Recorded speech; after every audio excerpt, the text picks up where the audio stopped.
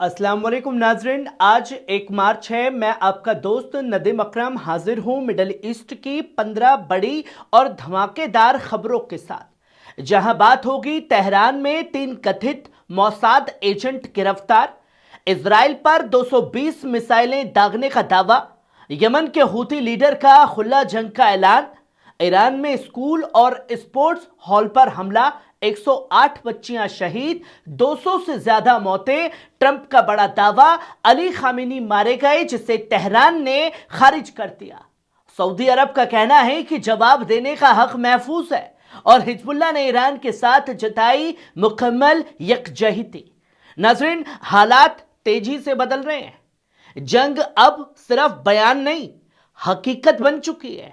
जुड़े रहिए पल पल न्यूज के साथ, वीडियो के अंत तक बने रहिएगा। चाहे ये तमाम बड़ी खबरें आपके सामने आपकी स्क्रीन पर होंगी, जहां आप पहली खबर अपनी स्क्रीन पर देख सकते हैं। ईरान स्ट्राइक के बाद यूएई में हलचल। दोस्तों, अबू धाबी के जायद इंटरनेशनल एयरपोर्ट पर एक संगीन वाकया पेश आया। अधिकारियों के मुताबिक इस इंसिडेंट में एक एशियाई नागरिक की मौत हो गई है, जबकि 7 लोग जख्मी हुए हैं। यह घटना उस वक्त हुई है जब ईरान की तरफ से यूएई और दूसरे गल्फ मुल्कों को निशाना बनाकर स्ट्राइक की गई।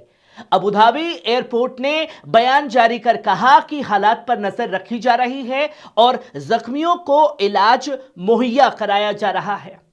वहीं आप ये दूसरी खबर देखिए, हिजबुल्लाह ने ईरान के साथ जताई यकजहती। दोस्तों, लेबनान की ताकतवर तंजीम हिजबुल्लाह ने अमेरिका और इजराइल के हमलों के बाद ईरान के साथ अपनी यकजहती का खुला ऐलान किया है।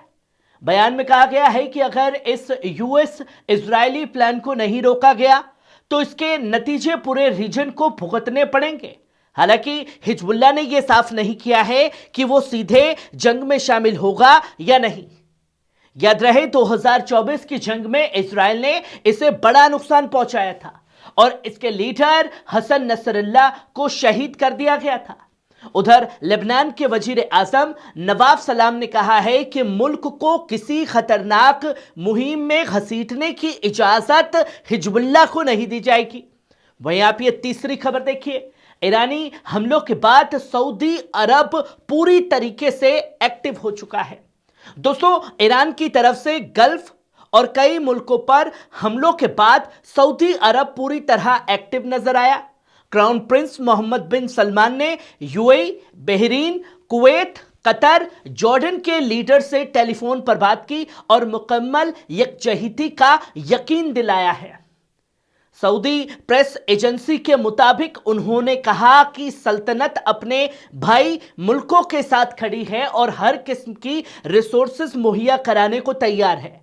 कुवैत से अमीर से बातचीत में उन्होंने ईरानी हमलों को साफ तौर पर सॉवरेनिटी और इंटरनेशनल लॉ की खिलाफ वर्जी बताया है।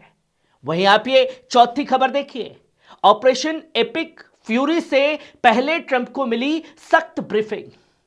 दोस्तों, ईरान पर अमेरिकी हमले से पहले राष्ट्रपति डोनाल्ड ट्रंप को साफ तौर पर आगाह किया गया था कि इस ऑपरेशन में अमेरिकी फौज को भारी जानी नुकसान हो सकता है, लेकिन साथ ही उन्हें यह भी बताया गया कि इससे मिडल ईस्ट में अमेरिकी मुफाद के हक में नया दौर शुरू हो सकता है। पेंटागन ने इस कार्रवाई को ऑपरेशन एपिक फ्यूरी नाम दिया है। ट्रंप ने खुद माना कि अमेरिकी जवानों की जान जा सकती है, मगर इसे मुस्तकबिल के लिए जरूरी मिशन बताया। वहीं आप ये पांचवी खबर देखिए, हुर्मुज बंद, तेल और गैस शिपमेंट को रोका गया है ईरान द्वारा। दोस्तों, अमेरिका और इजराइल के ईरान पर हमले के बाद हालात और संगीन हो गए हैं। ट्रेडिंग सोर्सेस के मुताबिक कई टैंकर मालिक, ऑयल कंपनियां और ट्रेडिंग हाउस ने हुर्मुज से कच्चा तेल, फ्यूल और एलएनजी की सप्लाई फिलहाल रोक दी है। ईरान की रिवोल्यूशनरी गार्ड्स ने वीएचएफ मैसेज के जरिए कहा कि कोई जहाज हुर्मुज से नहीं गुजरेगा। सैटेलाइट तस्वीरों में फुजेरा जैसे बड़े पोर्ट्स के पास जहाजों की लंबी कतारें दिखाई गई हैं। याद रहे कि दुनिया की करीब 20% तेल सप्लाई इसी रास्ते से होकर के गुजरती है, जिसमें सऊदी अरब, यूएई, इराक, कुवैत, कतर शामिल हैं। दोस्तों, अगर यह बंदिश लंबी चली तो ग्लोबल बाजार में बड़ा तूफान आ सकता है। वहीं आप ये छठी खबर देखिए, सऊदी अरब ने कहा जवाब देने का हक महफूज। दोस्तों, सऊदी अरब ने इस बात की तस्दीक की है कि ईरान ने रियाद और ईस्टर्न प्रोविंस को निशाना बनाकर हमले किए, जिन्हें डिफेंस सिस्टम ने नाकाम बना दिया। विदेश मंत्रालय ने इन हमलों को बेलगाम और बुज़दिलाना कार्रवाई करार दिया है। सऊदी हुकूमत ने साफ तौर पर कहा कि वो अपनी सलामती, सरजमीन और नागरिकों की हिफाजत के लिए जरूरी कदम उठाएगी। और बीते 2.5 साल से जब गजा के ऊपर जुल्म हो रहा था, तब सऊदी को याद नहीं आया कि खुद मुख्तारी का ख्याल करना चाहिए। और आज जंग सर पर पड़ी है तो हम हमले को महफूज रखते हैं कि ईरान पर हमला करना है या नहीं करना है। क्या दोगलापन सऊदी क्राउन प्रिंस ने दुनिया के सामने पेश किया। वहीं आप ये 7वीं खबर देखिए, ट्रंप का बड़ा दावा, अली खामेनी मारे गए, पर तेहरान ने खबर को सिरे से खारिज कर दिया है। दोस्तों, अमेरिकी राष्ट्रपति डोनाल्ड ट्रंप ने social media platform truth social पर दावा किया कि ईरान के सुप्रीम लीडर अली खामेनी साहब की मौत हो चुकी है। हालांकि तेहरान की तरफ से अब तक इसकी कोई तस्दीक नहीं हुई है, बल्कि ईरानी स्टेट मीडिया ने इस दावे को सिरे से खारिज कर दिया है और साफ तौर पर बताया कि अगर यह खबर सही साबित होती है तो 1989 के बाद ईरान की सियासत में यह सबसे बड़ा बदलाव होगा। सुप्रीम लीडर ईरान का सबसे ताकतवर ओहदा है, जो फौज, न्यूक्लियर पॉलिसी और अहम इदारे कंट्रोल करते हैं। दोस्तों, अभी हालात साफ नहीं हैं, लेकिन यह दावा पूरे रीजन की सियासत को हिला सकता है, जिसकी तस्वीर दुनिया के सामने है।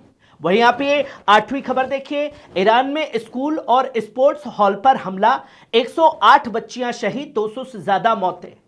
दोस्तों, ईरान के दक्षिण सूबे हरमुजगान में एक दर्दनाक खबर सामने आई।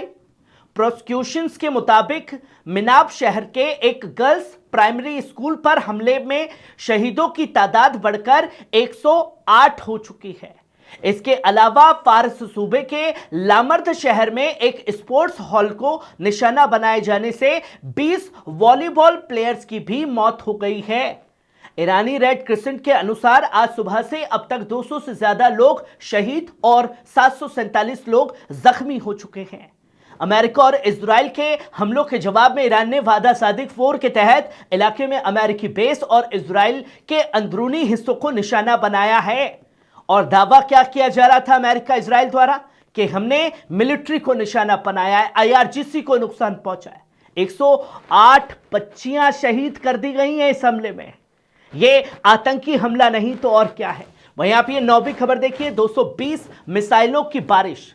नाज़रीन, ईरान के खातम अल अनबिया हेडक्वार्टर के कमांडर मेजर जनरल अली अबूतलाही ने आज बड़ा बयान दिया। ऑडियो मैसेज में उन्होंने कहा कि जंग का अंजाम ईरान तय करेगा और अमेरिका व इजराइल को भारी नुकसान पहुंचाने का दावा किया है। उन्होंने जोर देकर के कहा कि ईरान दुश्मन को पछताने पर मजबूर कर देगा। इसी बीच ईरान लगातार इलाके में अमेरिकी बेस और इजरायली ठिकानों पर मिसाइलें बराबर दाग रहा है। इजरायली मीडिया के मुताबिक सुबह से अब तक करीब 220 मिसाइलें ईरान की तरफ से लॉन्च की गई हैं। दोस्तों, हालात तेजी से बदल रहे हैं और पूरा रीजन जंग की आग में घिरता नजर आ रहा है। वहीं आप ये 10वीं खबर देखिए, यमन के हूती लीडरों का खुला ऐलान, जंग में शामिल होने की बातें कही। दोस्तों, यमन की अंसारुल्लाह तहरीक के रहनुमा सैयद अब्दुल मलिक अल हूती ने आज बड़ा बयान दिया। उन्होंने कहा कि ईरान के साथ यकजहती के तहत वो हर तरह की सरजमीन में हिस्सा लेने के लिए तैयार है, जहां कुछ भी करना पड़े। हूती लीडर ने अमेरिका और इजराइल के हमलों को बिना हक का हमला बताया और कहा कि यह कदम इजराइल को पूरे इलाके पर काबिज करने की साजिश का एक बड़ा हिस्सा है। उन्होंने ईरान और उसकी रिवोल्यूशनरी गार्ड की तारीफ करते हुए कहा कि वो मुकद्दस फर्ज निभा रहे हैं। साथ ही खुश मीडिया हाउस पर इल्जाम लगाया कि वो जंग इन नफसियानी नफ्सियाती का हिस्सा बन रहे हैं। वहीं आप ये 11वीं खबर देखिए, तेल अवीव और अशदोद में सायरन की आवाज, कई शहर दहशत में, हर जगह भगदड़ मची। दोस्तों, ताजा अपडेट के मुताबिक ईरान की मिसाइलों ने कब्जे वाले फलस्तीन के कई इलाकों को कवर कर रही है। तेल अवीव, अशदोद और दूसरे शहरों में सायरन की आवाजें लगातार गूंज उठी हैं। रिपोर्ट्स के अनुसार लोग शेल्टर्स की तरफ भाग रहे हैं और फौजी डिफेंस सिस्टम एक्टिव कर दिए गए हैं, पर उसे रोकने में नाकाम है। आसमान में इंटरसेप्शंस की लाइट साफ दिखाई दे रही है, पर कुछ मिसाइलें जो गिर रही हैं वो भयंकर तबाही मचा रही हैं। दोस्तों, ये हालत बताते हैं कि जंग अब सिर्फ बयानबाजी तक नहीं रही, बल्कि जमीन और आसमान दोनों पर असर दिखा रही है। रीजन में तनाव अपने सबसे खतरनाक मोड़ पर पहुंचता दिखाई दे रहा है। वहीं आप ये 12वीं खबर देखिए, ईरान ने गिराया हर्मिस ड्रोन, जिसकी तस्वीरें लोगों के सामने आई। दोस्तों, ईरानी एयर डिफेंस सिस्टम ने आज एक हर्मिस ड्रोन को मार गिराने का दावा किया है। दिलचस्प बात यह है कि यह वही ड्रोन है इससे पहले इजरायली चीफ ऑफ स्टाफ के एक वीडियो में नजर आया था। ईरान का साफ तौर पर कहना है कि इसकी डिफेंस सिस्टम पूरी तरह मुस्तैद है और हर तरह की हवाई घुसपैठ को नाकाम बना रही है। सोशल मीडिया पर ड्रोन के मलबे तस्वीर भी वायरल हो रही है। दोस्तों, यह वाकया यह बताता है कि आसमान में भी जंग का दायरा तेजी से बढ़ रहा है और दोनों तरफ से टेक्नोलॉजी की जंग खुलकर सामने आ रही है। वहीं आप ये 13वीं खबर देखिए, इराकी कबायली बुजुर्गों की बड़ी मौजूदगी दर्ज की गई है। दोस्तों, जर्फ अल नसर में सीयू अमेरिकी हमले में शहीद हुए लोगों की तशय्युई में इराक की मुख्तलिफ कबीलों के शेख और बुजुर्ग बड़ी तादाद में शामिल हुए। वीडियो में देखा जा सकता है कि लोग जनाजे के साथ कंधे से कंधा मिला करके खड़े हुए। मौके पर गम और गुस्से का माहौल था, जबकि कबायली रहनुमाओं ने एकजुटता का पैगाम दिया, ईरान के साथ खुलकर के सामने आए। दोस्तों, यह मंजर यह बताता है कि जंग का असर सिर्फ सरहदों तक नहीं रहता, बल्कि समाज के हर तबके को छू जाता है। रीजन में हालात लगातार संगीन होते जा रहे हैं। वहीं आप ये 14वीं खबर देखिए, तेहरान में 3 मोसाद एजेंटों को धर दबोचा है।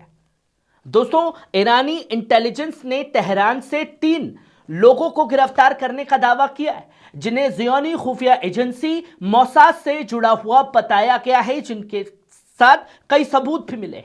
रिपोर्ट्स के मुताबिक ये लोग मिसाइल गिरने की जगहों की तस्वीरों और वीडियो बना रहे थे। तफ्तीश में यह भी सामने आया कि ये वो फुटेज दुश्मन मीडिया को भेजने की तैयारी में थे। दोस्तों, जंग के माहौल में खुफिया जाल और साइकोलॉजिकल वॉर भी तेज होती नजर आ रही है। वहीं आप आखिरी और 15वीं खबर देखिए, अमेरिकी डेमोक्रेट सांसद का बयान, ट्रंप की गैर मंजूर और खतरनाक कार्रवाई रोकी जाए। दोस्तों, अमेरिका की डेमोक्रेट सांसद मेलानी स्टिसबरी ने कहा कि अब वक्त आ गया है कि मिडिल ईस्ट में ट्रंप की गैर मंजूर और खतरनाक कार्रवाई को रोका जाए। अब खुद ट्रंप के खिलाफ उसी के देश में बगावतें शुरू हो गई। उन्होंने बयान में जोर दिया कि बिना साफ इजाजत और कानूनी मंजूरी के की गई यह फौजी कार्रवाई इलाके को बड़े खतरे में डाल सकती है। दोस्तों, अमेरिका के अंदर भी अब इस जंग को लेकर सियासी बहस तेज होती नजर आ रही है।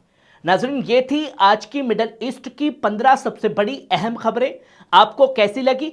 कमेंट बॉक्स में आकर के अपनी राय जरूर दीजिएगा। शुक्रिया।